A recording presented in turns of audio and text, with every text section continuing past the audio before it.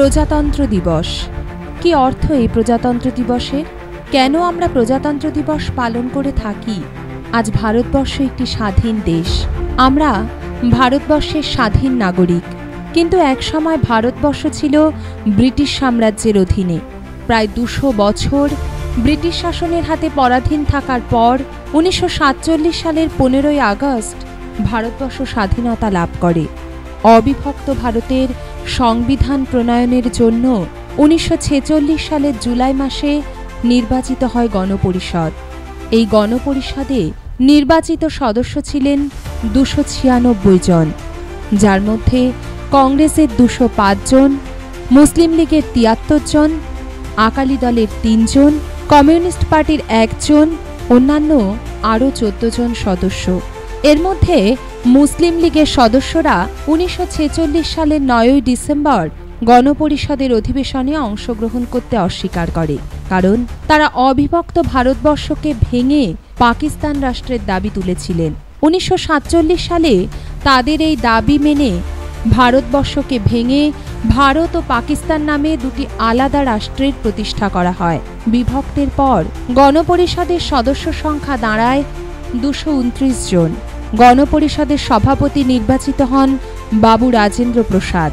এই সময় একটি খসড়া সংবিধান গঠনের প্রস্তাব দেওয়া হয় এবং 1947 সালের 28শে আগস্ট 5 জন সদস্যের একটি কমিটি গঠন করা হয়। সেই কমিটির সভাপতি নির্বাচিত হন ডক্টর বি.আর. আম্বেদকর। সেই সময় ভারতবর্ষে তপশিলি জাতি ও দরিদ্র ভারতীয়ের সংখ্যা বেশি থাকায় যাতে কোনো পক্ষপাতিত্ব না আসে, তাই ডক্টর বি.আর. আম্বেদকরকে সংবিধান রচনার দায়িত্ব দেওয়া হয়, কারণ ডক্টর আম্বেদকর নিজে তপশিলি সম্প্রদায়ভুক্ত ছিলেন। ডক্টর আম্বেদকর প্রথম ভারতবর্ষের সংবিধান রচনা করেন। 1949 সালের 26শে নভেম্বর গণপরিষদে এই সংবিধান অনুমোদন পায়।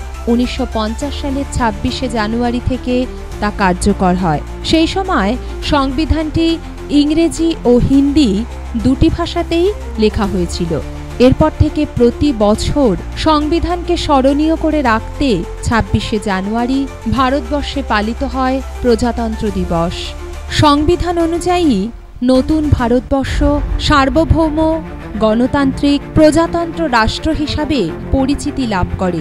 সার্বভৌম, গণতান্ত্রিক ও প্রজাতন্ত্র এই তিনটি শব্দ একটি আলাদা অর্থ বহন করে। সার্বভৌমত্ব বলতে বোঝায় ভারতবর্ষ এক অবাধ, চরম এবং চূড়ান্ত ক্ষমতার অধিকারী। ভারতবর্ষ অন্য কোনো রাষ্ট্রের অনুগত নয় বা অন্য কোনো রাষ্ট্রের ইচ্ছা মানতে বাধ্য নয়। গণতন্ত্র বলতে বোঝানো হয়েছে বিভিন্ন মৌলিক অধিকারের দ্বারা জাতি, ধর্ম, বর্ণ নির্বিশেষে দেশের সমস্ত মানুষের অধিকার সমান।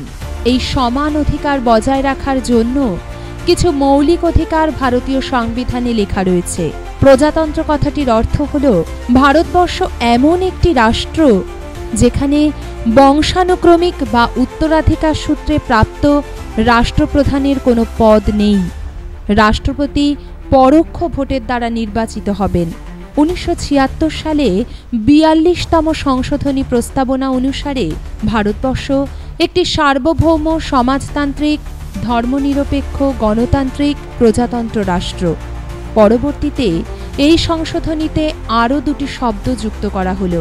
সমাজতান্ত্রিক বলতে বোঝানো হলো সমাজতন্ত্র প্রতিষ্ঠাই হলো সংবিধানের বা সমাজের মূল লক্ষ্য, এবং ধর্মনিরপেক্ষ বলতে বোঝানো হলো ভারতবর্ষ এমন একটি রাষ্ট্র যেখানে রাষ্ট্রের কোনো ধর্ম নেই।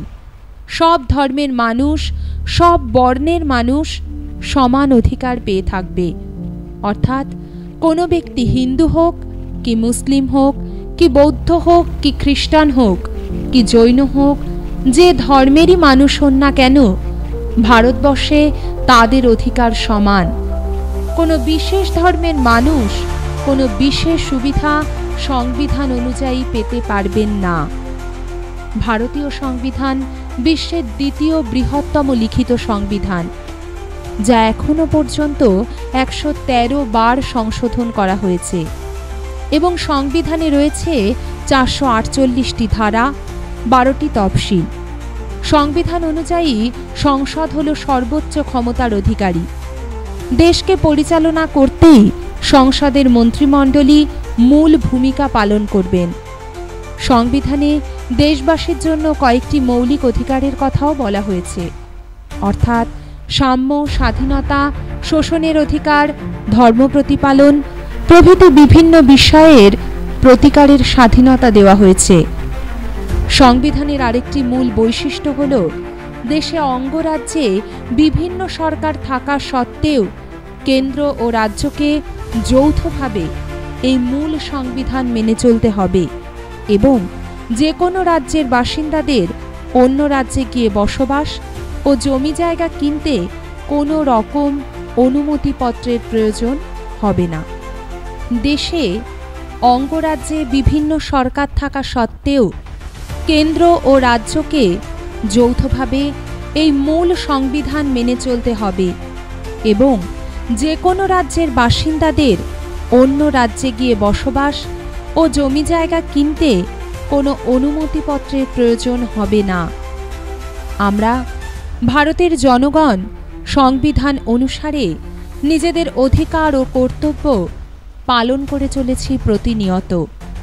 আর সেই অঙ্গীকারেই এই দিনটি জাতির কাছে নতুন করে জেগে ওঠার ও শপথ গ্রহণের দিন, তার অধিকার রক্ষার দিন। সংবিধানের প্রতি শ্রদ্ধা জানাতে সারা দেশে আজও মহা সমারোহে দিনটি পালিত হয়ে চলেছে।